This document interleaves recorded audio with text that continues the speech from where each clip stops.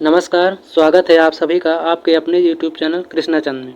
आज हम पढ़ने वाले हैं विजयनगर साम्राज्य के बारे में। यह दक्षिण भारत में स्थापित एक स्वतंत्र साम्राज्य था जिसकी स्थापना हरिहर एवं बुक्का नामक दो भाइयों ने की थी। हमने खिलजी वंश में आपको बताया था कि अलाउद्दीन खिलजी ने दक्षिण भारत पर अपना अधिकार कर लिया था, लेकिन उसके बाद के शासकों का प्रभाव दक्षिण भारत पर नहीं रहा। तो इस वजह से हरिहर एवं बुक्का नामक दो भाइयों ने 1336 ईस्वी में विजयनगर साम्राज्य की स्थापना की। उसके बाद तुगलक वंश में मोहम्मद बिन तुगलक ने दक्षिण भारत में काम्पी क्षेत्र में आक्रमण किया और हरिहर एवं बुक्का नामक दोनों भाइयों को बंदी बना लेता है और उन्हें जबरन इस्लाम धर्म स्वीकार करने के लिए कहता है। वे दोनों इस्लाम धर्म स्वीकार कर लेते हैं। कुछ दिनों बाद मोहम्मद बिन तुगलक उन्हें रिहा कर देता है और कहता है कि वे दक्षिण भारत में उनके साम्राज्य का विस्तार करेंगे। वे लोग वहां से आते हैं और वहां से आने के बाद अपने गुरु माधव विद्यारण से मिलते हैं। तो उनके गुरु ने उनसे कहा कि तुमने जबरन इस्लाम धर्म स्वीकार किया है, तुम प्रायश्चित करके फिर से हिंदू धर्म में आ सकते हो। तो उन्होंने पुनः हिंदू धर्म स्वीकार करके विजयनगर साम्राज्य की स्थापना की। पहले इसका नाम हम्पी या हस्तिनावती था। यह नगर बाद में विजयनगर साम्राज्य के नाम से प्रसिद्ध हुआ। अब देखते हैं विजयनगर साम्राज्य, इसका विस्तार 1336 से 1650 ईस्वी तक रहा है। कहीं कहीं पर 1648 या 1652 ईस्वी मिलता है, लेकिन शुरुआत 1636 ईस्वी में ही हुई है। तो इस साम्राज्य में कुल 4 वंशों ने शासन किया। पहला है संगम वंश 1336 ईस्वी से 1485 ईस्वी तक। दूसरा है सालू वंश 1485 से 1505 ईस्वी तक। और तीसरा है तुलु वंश 1505 ईस्वी से 1570 ईस्वी तक। अगला है आरवीडू वंश 1570 से 1650 ईस्वी तक। तो इसमें संगम वंश और तुलु वंश महत्वपूर्ण है, जिसके बारे में हम डिटेल में अध्ययन करने वाले हैं। और फिर इसके बाद कुछ प्रीवियस ईयर प्रश्नों को भी पढ़ेंगे, तो आप वीडियो के अंत तक बने रहिएगा। देखते हैं अब संगम वंश के बारे में। इसका विस्तार 1336 ईस्वी से 1485 ईस्वी तक रहा है और इसकी स्थापना हरिहर एवं बुक्का ने अपने पिता संगम के नाम पर संगम राजवंश की स्थापना की थी। इसमें पहला शासक हरिहर होता है, जिसका शासनकाल 1336 से 1356 ईस्वी तक रहा है। संगम वंश का प्रथम शासक हरिहर प्रथम था। इसने अनेगुंडी को अपनी राजधानी बनाया था, लेकिन यह नदी के किनारे होने के कारण बार बार बाढ़ के चपेट में आ जाती थी। इसलिए हरिहर प्रथम ने अपने शासन के 17 वर्ष बाद विजयनगर को अपनी राजधानी बनाई। फिर इसी नगर के नाम पर विजयनगर साम्राज्य का नाम पड़ा। 1346 ईस्वी में इसने होयसल राज्य को विजयनगर में मिला लिया और 1347 ईस्वी में बहमनी साम्राज्य की स्थापना से इसका विस्तार रुक गया। 1356 ईस्वी में हरिहर प्रथम की मृत्यु हो जाती है और अगला शासक बनता है बुक्का प्रथम। हरिहर प्रथम के बाद बुक्का प्रथम शासक बना। इसने मदुरई को जीतकर विजयनगर साम्राज्य में मिला लिया। इसने अपना एक राजदूत चीन भी भेजा था। इसने वैदिक धर्म को प्रोत्साहन दिया और इसी उपलक्ष्य में वेद मार्ग प्रतिष्ठापक की उपाधि धारण की। परीक्षा में यह पूछा जाता है कि वेद मार्ग प्रतिष्ठापक की उपाधि किसने धारण की, तो वह है बुक्का प्रथम। अब अगला शासक होता है हरिहर द्वितीय, जिसका शासनकाल 1377 से 1404 ईस्वी तक रहा। ये बुक्का प्रथम का पुत्र था। हरिहर द्वितीय सिंहासन पर महाराजाधिराज की उपाधि ग्रहण करके बैठा था। हरिहर द्वितीय ने कनारा, मैसूर, त्रिचनापल्ली, कांची आदि प्रदेशों पर विजय प्राप्त की। बहमनी सुल्तानों के कई बड़े आक्रमणों को उसने विफल किया और उन्हें परास्त किया। इसकी सबसे बड़ी सफलता पश्चिम के बहमनी राज्य से बेलगांव और गोवा को छीनना था। अब इसके बाद जो अगला शासक बनता है हरिहर द्वितीय 1377 से 1404 ईस्वी तक।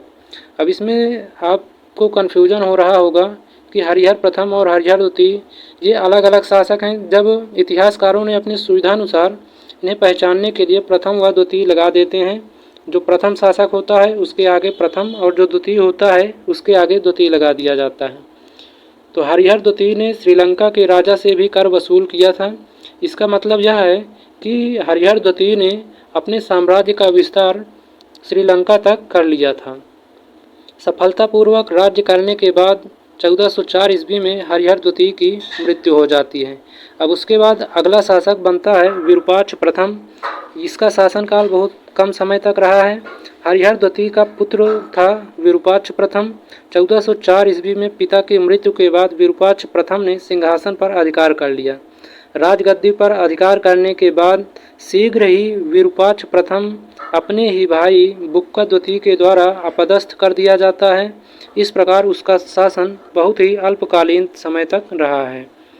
अब अगला शासक बुक्का द्वितीय 1404 से 1406 ईस्वी तक। विजयनगर साम्राज्य के राज सिंहासन पर बैठाए जाने के समय उसके भाई विरूपाक्ष प्रथम ने उसका विरोध किया, लेकिन इसका कोई मतलब नहीं हुआ। बुक्का द्वितीय केवल 2 वर्षों तक ही शासन कर सका। अब इसके बाद जो अगला शासक बनता है देवराय प्रथम। इसका शासनकाल रहा 1406 ईस्वी से 1422 ईस्वी तक। देवराय प्रथम हरिहर द्वितीय के बाद विजयनगर साम्राज्य का वास्तविक उत्तराधिकारी बनता है। इसने अपने शासनकाल में बहमनी सुल्तान फिरोज शाह के आक्रमण का सामना किया। फिरोज शाह बहमनी से पराजित होने के कारण देवराय प्रथम ने अपनी पुत्री का विवाह फिरोज शाह के साथ कर दिया। देवराय प्रथम ने राज्य में सिंचाई की सुविधा के लिए तुंगभद्रा नदी पर बांध बनाकर नहरें निकलवाई। इसके शासनकाल में ही इटली का यात्री निकोलो कोंटी 1420 ईस्वी में विजयनगर की यात्रा पर आया था। देवराय प्रथम के दरबार में प्रसिद्ध तेलुगु कवि श्रीनाथ रहते थे। 1422 ईस्वी में देवराय प्रथम की मृत्यु हो जाती है। अब उसके बाद अगला शासक बनता है देवराय द्वितीय, जिसका शासनकाल रहा 1422 ईस्वी से 1446 ईस्वी तक। देवराय प्रथम के बाद उसका पुत्र रामचंद्र 1422 ईस्वी में सिंहासन पर बैठा, परंतु कुछ ही महीनों के बाद उसकी मृत्यु हो जाती है। रामचंद्र के बाद उसका भाई वीर विजय गद्दी पर बैठा, लेकिन उसका शासनकाल अल्पकालीन समय तक रहा। अगला शासक वीर विजय का पुत्र देवराय द्वितीय बनता है। देवराय द्वितीय इस वंश का सबसे महान शासक था, जो जनसाधारण में इंद्र का अवतार माना जाता था। इसके समय में फारस के शासक शाहरुख ने अब्दुल रज्जाक को अपना दूत बनाकर इसके दरबार में भेजा था। देवराय द्वितीय ने बड़ी संख्या में अपनी सेना में मुसलमानों को भर्ती किया था और उनके लिए मस्जिद का निर्माण भी करवाया था। एक अभिलेख में देवराय द्वितीय को गजबेटकर अर्थात हाथियों का शिकारी कहा गया है। सन 1446 ईस्वी में देवराय द्वितीय की मृत्यु हो जाती है। अब इसके बाद अगला शासक मल्लिकार्जुन होता है, जिसका शासनकाल 1446 ईस्वी से 1465 ईस्वी तक रहा। देवराय द्वितीय के बाद उसका पुत्र मल्लिकार्जुन विजयनगर साम्राज्य का स्वामी बना। उसके समय में उड़ीसा एवं बहमनी के आक्रमण में उड़ीसा के कोड़बिंदु एवं उदयगिरी के किले पर अधिकार कर लिया। इसको उड़ीसा के गजपति शासकों ने बुरी तरह से पराजित किया था। कुछ समय के बाद चंद्रगिरी के नरसिंह सालू ने उसका सिंहासन उससे छीन लिया। नरसिंह सालू मल्लिकार्जुन का सामंत था। अब इसके बाद मल्लिकार्जुन हार जाने के बाद इस अपमान को न सह पाने के कारण सन 1465 ईस्वी में इसकी मृत्यु हो जाती है। फिर जो अगला शासक बनता है विरूपाक्ष द्वितीय। इसका शासनकाल 1465 से 1485 ईस्वी तक रहा। विरूपाक्ष द्वितीय संगम वंश का अंतिम शासक बनता है। 1485 ईस्वी में विरूपाक्ष की हत्या कर दी जाती है और यहीं से संगम वंश समाप्त हो जाता है। सालू वंश का संस्थापक सालू नरसिंह था। सालू नरसिंह के 2 पुत्र थे, तिम्मा व इमाड नरसिंह। तिम्मा की हत्या के पश्चात इमाड नरसिंह को गद्दी पर बैठाया गया। इमाड नरसिंह के शासनकाल में वास्तविक शक्तियों उसके सेनापति नरसा नायक के पास थी। 1505 ईस्वी में नरसा नायक के पुत्र वीर नरसिंह ने इमाड नरसिंह की हत्या कर दी और तुलु वंश स्थापित किया।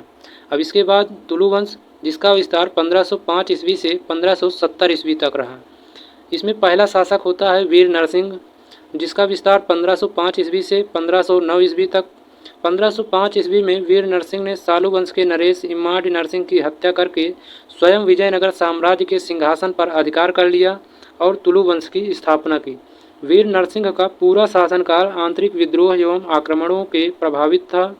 1509 ईस्वी में वीर नरसिंह की मृत्यु हो जाती है। अब इसके बाद अगला शासक बनता है कृष्णदेवराय, जिसका शासनकाल 1509 ईस्वी से 1529 ईस्वी तक रहा। तुलु वंश का महान शासक कृष्णदेव राय माना जाता है। वह 8 अगस्त 1509 ईस्वी को शासक बना था। बाबर ने अपनी आत्मकथा बाबरनामा में कृष्णदेव राय को भारत का सर्वाधिक शक्तिशाली बताया है। कृष्णदेव राय ने अपने सफल सैनिक अभियानों के अंतर्गत 1509 से 1510 ईस्वी में बीदर के सुल्तान महमूद शाह को अदोनी के समीप हराया था। 1512 ईस्वी में कृष्णदेव राय ने बीजापुर के शासक यूसुफ आदिल खां को परास्त कर रायचूर पर अधिकार कर लिया और उसके बाद गुलबर्गा के किले पर अधिकार कर लिया। 1513 से 1518 ईस्वी के बीच कृष्णदेव राय ने उड़ीसा के गजपति शासक प्रताप रुद्रदेव से कम 4 बार युद्ध किया और उसे हर बार पराजित किया।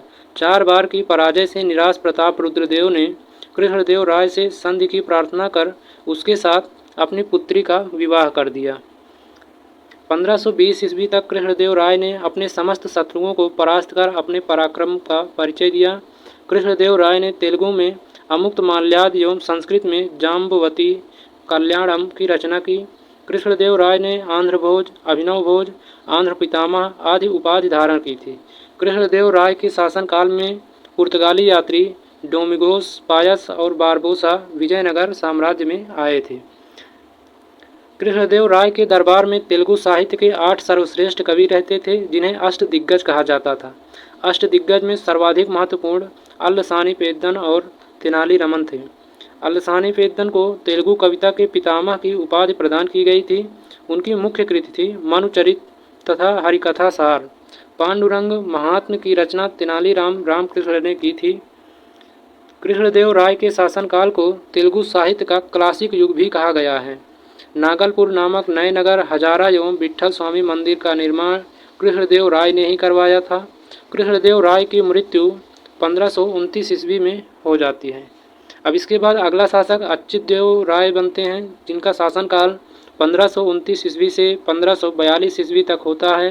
कृष्णदेव राय के बाद इसका भतीजा अच्युतदेव राय अगला शासक बना। इसके शासनकाल में पुर्तगाली यात्री नूनीज विजयनगर साम्राज्य में आया था। अब फिर इसके बाद सदाशिव राय शासक बनते हैं, जो इस वंश के अंतिम शासक थे। इसका सेनापति राम राय था। राम राय ने शासन की सारी शक्ति अपने हाथ में ले ली थी। यह एक साम्राज्यवादी सेनापति था, जिसने बहमनी साम्राज्य के 5 राज्य बीजापुर, गोलकुंडा, बरार, बीदर एवं अहमदनगर में फूट डालने की कोशिश की थी, किंतु इसके विपरीत परिणाम हुआ। बहमनी साम्राज्य के 5 राज्य में से बरार को छोड़कर शेष चारों ने मिलकर 1565 ईस्वी में विजयनगर पर हमला कर इस युद्ध को तालीकोटा युद्ध भी कहा जाता है। युद्ध के क्षेत्र में सेनापति राम राय मारा जाता है। सदाशिव राय ने अपना अगला सेनापति तिरुमल को बनाया। तिरुमल ने सदाशिव राय की हत्या कर एक नया वंश आरवीडू वंश की स्थापना कर दी। अब देखते हैं आरवीडू वंश के बारे में। इसका विस्तार 1570 से 1650 ईस्वी तक रहा है। इस वंश की स्थापना 1570 ईस्वी के लगभग तिरुमल ने की थी। यह वंश दक्षिण भारत के विजयनगर साम्राज्य का चौथा एवं अंतिम वंश था। पेनुगोंडा इस वंश की राजधानी थी। इस वंश का अंतिम शासक श्रीरंग तृतीय था, जिसके राज्य में तंजौर, मैसूर, मदुरई स्वतंत्र राज्यों के निर्माण और विजयनगर राज्य का पतन हो गया। अब देखते हैं विजयनगर कालीन प्रशासन के बारे में।